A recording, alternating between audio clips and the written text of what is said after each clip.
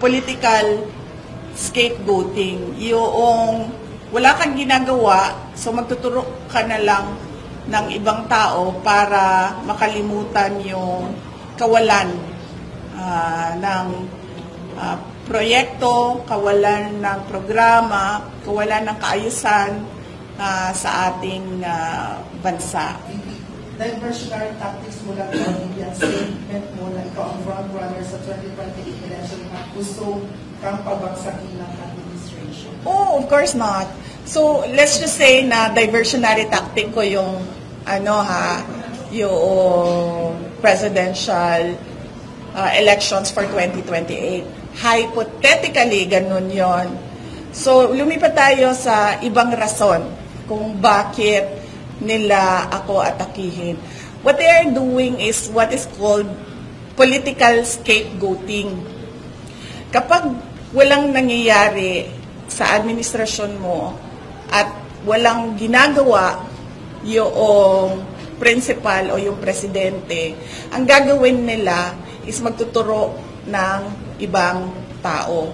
Kapag merong question sa kawalan ng ginagawa ng administrasyon, ang gagawin nila ay magtuturo sa ibang tao para nawawala yung tanong at para nagugulo ang mga tao. That is a classic political scapegoating. Example of which is noong lumabas yung tanong sa blanco sa national budget natin. Mainit na ang tanong, bakit may blanks sa national budget? We are operating on an unconstitutional budget. Anong nangyari? Nagkaroon ng extraordinary rendition kay dating Pangulong Rodrigo Duterte. Idagdag na natin doon ang personal scandal ng member ng First Family doon sa United States of America. Anong nangyari? 3 days after, merong nangyari na extraordinary rendition o pagkuha kay dating Pangulong, sapilitang pagkuha kay dating Pangulong Rodrigo Duterte dito sa ating bayan at dinala siya sa the Netherlands. Noong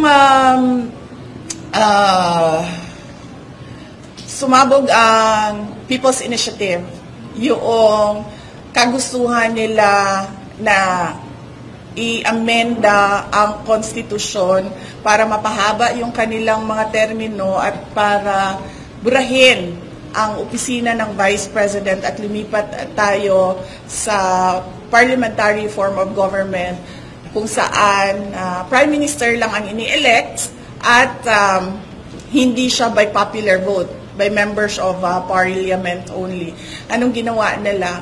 Nag-file sila ng impeachment dahil mainit na yung mga tao. Doon nagsimula yung we are not for sale. So that is political scapegoating. Yung wala kang ginagawa, so magtuturo ka na lang ng ibang tao para makalimutan yung kawalan ng proyekto, kawalan ng programa, kawalan ng kaayusan sa ating bansa. So, assuming hindi totoo yung sa presidential election sa 2028, klaro naman sa timeline kung paano nila ginagawa yung pag-atake ng kanilang political opponents para makalimutan ang kanilang mga kabalbalan.